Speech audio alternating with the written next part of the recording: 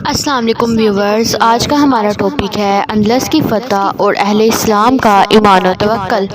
حضرات صحابہ کے دور کے ایسے واقعات تاریخ و سیر کے سینکڑوں صفحات بلکہ ہزاروں صفحات پر پھیلے ہوئے ہیں، اور صحابہ کے دور کے بعد بھی جب تک مسلمانوں میں ایمان و توکل اور تعلق مع اللہ کی صفات موجود تھیں، ایسے واقعات کی کمی نہ تھی۔ خلیفہ المسلمین ولید بن عبد الملک کے دور میں طارق بن زیاد جب اندلس کو فتح کرنے 7,000 کی مختصر فوج لے کر 4 بڑی بڑی کشتیوں میں سوار اندلس کے ساحلی علاقہ جبل طارق پر اترتا ہے،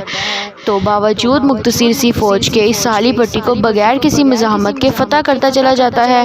اس وقت اندلس پر جس بادشاہ کی حکومت تھی وہ عیسائی تھا، اور عربی تاریخوں میں اس کا نام لزریک لکھا ہے، انگریزی تواریخ میں اس کو رڈارک کے نام سے یاد کرتی ہے۔ جب بادشاہ نے یہ دیکھا تو اپنے سپہ سالار تدمیر کے ساتھ 30,000 کی فوج کو تمام ساز و سامان اور ہتھیاروں سے آراستہ کر کے میدان میں بھیجا، اور دونوں فوجیوں کا مقابلہ ہوتا رہا،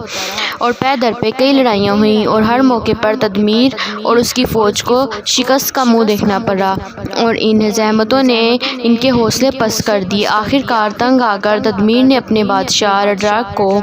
لکھا کہ یہ قوم جس سے ہمیں سابقہ پڑا ہے وہ معلوم نہیں کہاں سے آئی ہے، آسمان سے نازل ہوئی ہے یا زمین سے ابلی ہے، لہٰذا اب اس کے سوا کوئی چارہ نہیں کہ آپ خود اس کی سرکوبی کے لیے آئیں۔ بادشاہ رڈارک نے 70,000 کی فوج کے ساتھ اس کی طرف رخ کیا، اور پہلی فوج کے ساتھ مل کر اس کی تعداد تقریباً 1,00,000 ہو گئی، جو تمام ہتھیارات سے لیس تھی، اور دوسری طرف کی مسلمانوں کی فوج ہے جو نہ پورے طور پر ہتھیارات سے لیس ہے اور نہ تعداد میں ان سے کوئی نسبت رکھتی ہے۔ طارق کے ساتھ 7,000 افراد آئے تھے، پھر خلیفہ کی طرف سے اور 5,000 کی فوج آ کر ان سے مل گئی،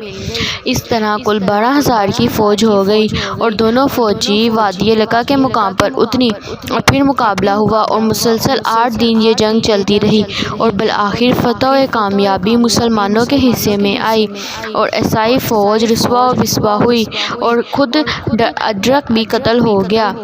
بعض مورخین نے لکھا ہے کہ طارق بن زیاد جب ساحل اندلس پر اترا تو اس نے اپنی فوج کو سب سے پہلے یہ حکم دیا کہ ان کشتیوں کو جلا دو، پھر فوج سے مخاطب ہو کر کہنے لگا کہ اس کے لیے یہ حکم میں نے دیا ہے کہ تم کو معلوم ہو جائے کہ تمہارے پیچھے سمندر ہے اور آگے طاقتور دشمن ہے، نہ تم آگے جا سکتے ہو نہ فرار ہونے کے لیے پیچھے جا سکتے ہو،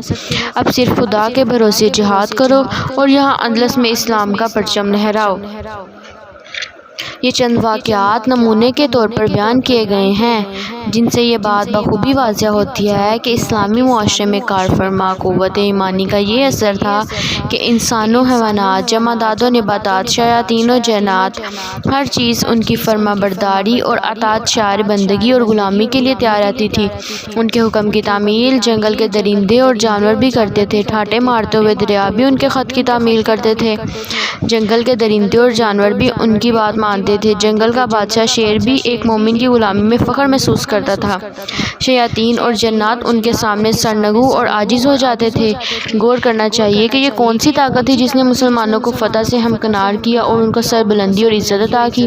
یہ صرف ایمانی قوت و طاقت تھی، اللہ پر اعتماد و توکل کی برکت تھی، اور تعلق مع اللہ کی کرشمہ سازی تھی۔ اگر آپ کو یہ ویڈیو اچھی لگی ہو تو ہمارے چینل کو لائک کریں، شیئر کریں، کمنٹ کریں اور سبسکرائب بھی کریں۔